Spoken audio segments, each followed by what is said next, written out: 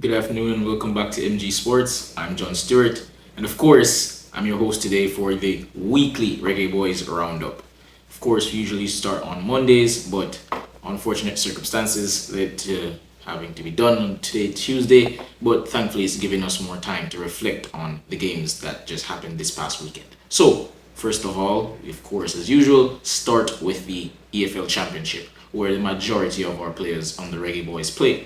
So, it was noted last week that Bobby Reed, he's back from injury and he's been playing, but not really getting out of goal contributions. However, that was somewhat rectified this weekend, as on Saturday Leicester took on Derby, and overall he had a great performance. He even scored and he played really well. Some of those long passes over the top for his wingers were pretty good, and he showed his class in the final third with a well taken finish from the just inside the edge of the box.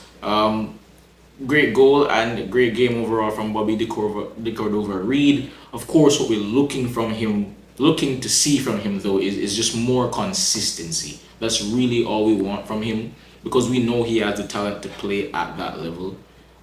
But it's been a really frustrating time at times seeing him play in the national team, whether it be he's just out of position or just different circumstances. But hopefully he can just establish more consistency. But nonetheless, good performance. And of course, Leicester have been struggling this season, but it's good to see them get a win. Of course, on to the next game. We had QPR getting a 3-1 win over West Brom. And what can I say? There's not much really to say in this game, because Sir Roman Borrell again said it for the last couple of weeks, and I'm going to continue saying it. He's been this season the most informed Jamaican player, whether it be in a top 5 European league or a top flight league, whatever it is. He's been the most informed player. And I know it's the Championship, it's not the Premier League, but still, no one else is doing what he's doing statistically at the moment. And yet again, it's two finishes that were typical of what we've seen from him this season. One was a tap in from a low cross from the right hand side, and the other was an opportunistic finish where he pounced on the mistake of a defender and he made West Brom's defense pay. And the interesting thing is that he's now second actually in the Golden Boot race. He has 9 goals currently, and the top scorers, I believe, Asante from Coventry, he has 10. So nice to see Jamaican representation in the top Golden Boot race for the championship. And he's just been on fantastic form this season, been probably the catalyst, the biggest reason as to why QPR are firmly in the hunt for a playoff spot to get to the English Premier League, which of course is the top flight in England and probably the biggest league in the world. Of course, the eyes, the money, all the things that come with that would be great for QPR, and of course great for Borrell. So kudos to him, and all the best for him to the rest of the season, of course. And of course, Isaac Hayden must be mentioned. Didn't get off the bench in this game, but as I said before, it's not somebody that I'm worrying about too much, because whenever he plays for Jamaica, we see his quality, and he has got somewhat regular game time this season. So probably just a one-off. Next up, we saw another player who's playing for a team that's firmly in that hunt for the playoff spot, and that's Birmingham. That's Demarai Gray, and yet again, another goal contribution. This time he scored, and trust me guys, if you haven't seen it, you need to go. You need to go right now and watch that goal. He played against Southampton and he scored an amazing finish, cut inside after beating a defender and just swapped an absolute thunderbolt from like 25-30 yards out, curled it beyond the keeper's reach, and it's a fantastic finish. Gray has been excellent this season, producing goals and assists, and I guess it just leaves more questions in the mind of not just fans but more so the coach, Rudolph Speed, because what happens now if he continues this form? And of course, long way away from March, where we have to play New Caledonia in that playoff game to eventually then play DR Congo and hopefully get to the World Cup. But it leaves the question, who's going to play on that left hand side? Because, as I've said before, Ronaldo Cephas has been pretty much our best player in the qualification campaign, at least from an attacking standpoint. But given how Cephas is playing at club level, and given the contrast to how he and Demarai are playing at club level, it does at least raise the question of whether or not, hey, should we maybe look at maybe giving Gray back that left hand spot? Because we saw how Gray's been playing on the right hand side. It's just not worked out. So probably need to find some way based on the form that he's displaying to get him included. Um, of course, must also be noted that they are actually going to be playing each other. The last two teams that I just mentioned, of course, that being QPR and Birmingham. They're going to be playing each other, and honestly, it's actually going to be a really good look. We're going to be able to see how they match up against each other, and it'd be weird to see how it shapes up to be in terms of who comes out on top, not just because of the championship playoff race, but I think it would tell a lot about the mentality of these two, going at each other, being fellow Jamaicans. I think it'd be something like of a rivalry that pushes them to get better, considering both are on great form at the moment. So I think it'll be a really interesting game. Of course, Charlton and Sheffield Wednesday both had their games called off this weekend, but they should be playing today because, of course, the EFL Championship has more games than the typical league. So they're playing today after playing on the weekend. So we'll see them in action today. Next, we have the Chelsea under 21s. Of course, there's only one man that we're going to that competition, going to that team for, and that's, of course, Whisper, Dejan, and Richards. They played PSG on Thursday last week and they lost, unfortunately. They lost 3-1 to PSG in the Premier League International Cup. Um, it's a bit of a weird game for Whisper because he played well. He had a couple of chances for himself, and as usual, he created a couple for others. He's more of like a Demarai great type of winger who's looking to create. You get me? And it's just unfortunate that he couldn't score or get an assist. Probably on another day he would have, but overall he can't be blamed for the fact that they lost. They were pretty abysmal overall as a team, pretty dysfunctional. But as I said before in previous videos where I've talked about Jean, the only thing that I'm concerned about is the fact, well, two things. One, I feel like he needs to take that next step, which is getting the goals and assists on a more consistent basis. The performances have been great. We need more of those goals and assists to build the confidence and that ruthlessness in front of goal.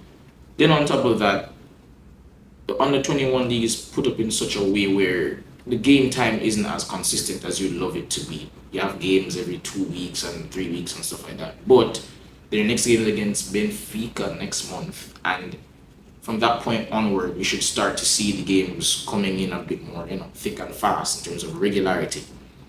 Next league, of course, that we're focusing on is League Two, and we start off first and foremost with a regular, that's Kyle Dixon. Came on in Carly Town's 4-3 defeat. That was on the 29th of November, so not this past weekend. Didn't score or assist, but it was good to see him getting minutes, and I only bring it up really for the mere fact that I didn't mention it in the last video. That's on me. But I mentioned that first because he's a regular. But there's another player who's playing in League Two currently that has been a name on a lot of people's lips who are currently, giving a lot of airtime to the Reggae Boyz and trying to help the team in terms of coverage and all that. And that is none other than Tyrese Hall. A lot of speculation as to, will he finally join the team? And based on even comments Rudolph Speed made when he was being interviewed, I think by either the Glean or the Observer, I can't remember. But he was in an interview recently and he mentioned the fact that they're still trying to currently get in Tyrese Hall for the upcoming games in March. It seems that it's very, very real. It's very much a possibility that Tyrese Hall could be getting to play against New Caledonia, could be ready in time. And it'd be just in time as well, because we need a midfielder like him. He's been really, really good this season for Notts County in League Two. 6 goals, 2 assists, and he's pretty much played every game for Notts County this season. And he's versatile as well. He plays that 8 position, and he can get goals and assists from that position, just like John Russell.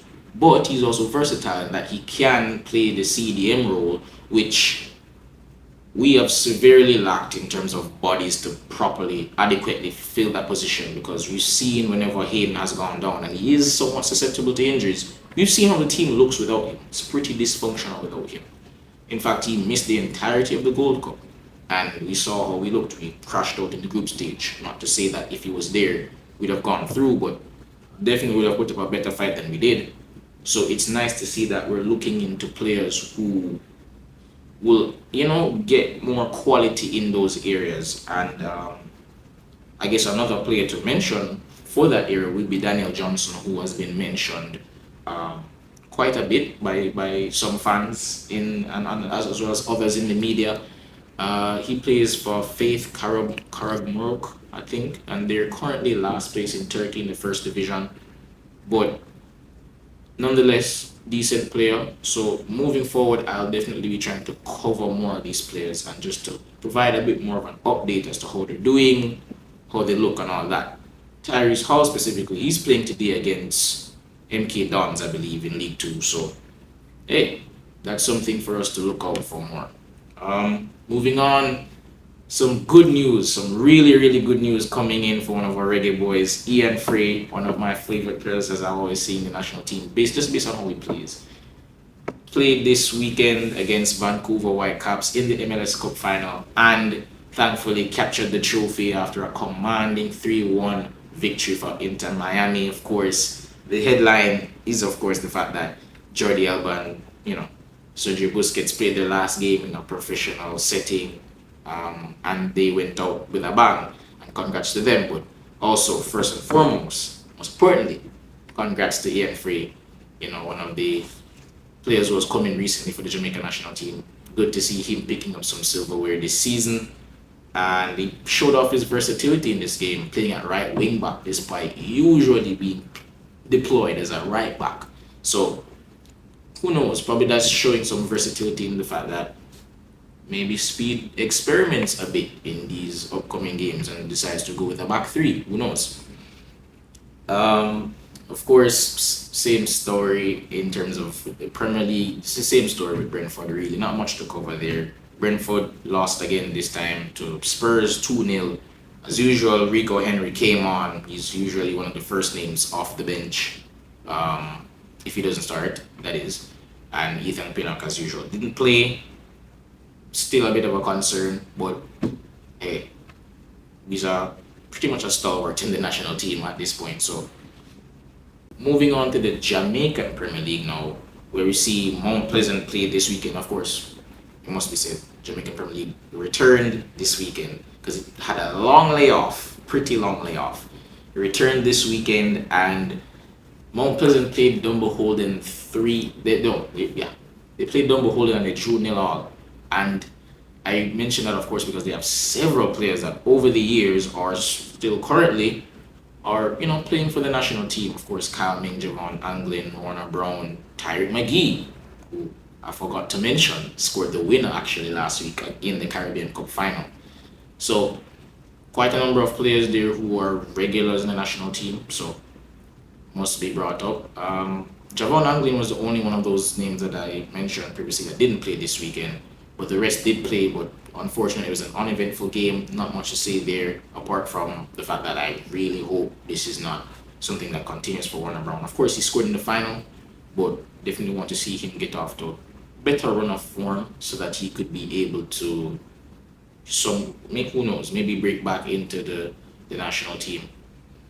Also, must be stated that probably the biggest clash of the weekend was the 3-0 defeat for Montego Bay United against Cavalier, and of course, bias, so me feel away, but also objectively, it's not great that one of the players that I've sung the praises for, which is Dwight Merrick, didn't have the greatest of games, but to be fair, came off the bench.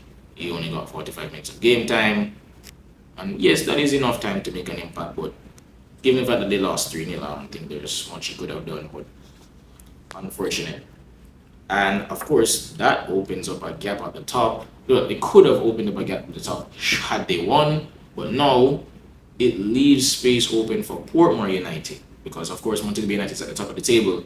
And Portmore United have been in scintillating form this season, and who knows? despite the fact that they keep winning pretty ugly. Fact is, they keep winning, so they could run down Montego United for that top spot in the JPL this season, but remains to be seen. And I believe, last but not least, Scottish Premiership. Richard King, as I said before, I believe on the 14th of December he's going to be playing. He's going to be, apart from Ian Frey, one of our other players, that's going to have a chance to vie for some silverware this season in the Scottish Cup final against Celtic. But as of now, over the course of this weekend, he returned to form. He played in St. Mirren's 2-0 win this weekend over Dundee. Started and finished the game, so that's good to see. Been some inconsistent there. He has started a lot of games, but hasn't always been the case. So it's good to see him start and finish the game, come off with a 2-0 victory, solid performance. And I guess as a last little note, for those wondering, who may be wondering about Jalmaro Calvin, I'm well aware that he plays for for St. Mirren. It's kind of hard for me to actually give any updates about him because he hasn't played this season. He's played like one game. And truth of the matter is, I don't think he's ever going to get a chance in the immediate future to break into the national team because reality is, look at the team right now. It's stacked in those forward areas and he hasn't done himself any favors. He played really well over the last 2 seasons in the JPL, but he got his chance to break into the national team earlier this year when he played against Trinidad in those friendlies, and he did nothing. That's just the truth. He did nothing. So he got his chance to impress McLaren, didn't take it, and even now he's not playing for St. Mirren, and that would have been a good chance to, who knows, maybe put his name into the hat. But if Trevante Storart, who has been fantastic this season for Maccabi Haifa in Israel, if he's not playing, then someone who isn't even getting a look in at St. Mirren, then he's not going to get any game time. So, just saying. But that's been it. A number of matchups to look forward to this coming weekend, as well as just upcoming overall. And of course, as I said before, a couple of players in the championship who are Jamaican are going to be playing each other real soon. Leicester, I'm pretty sure, are going to play QPR soon. Birmingham are going to play QPR. So look out for those games. And of course, as always, continue to let me know in the comments who I should look out for, who I should pay more attention to, what leagues I should pay attention to in terms of the Reggae Boyz. And of course, as always, it's been your boy John Stewart for the Reggae Boyz Weekly Roundup. And that's MG Sports. God bless.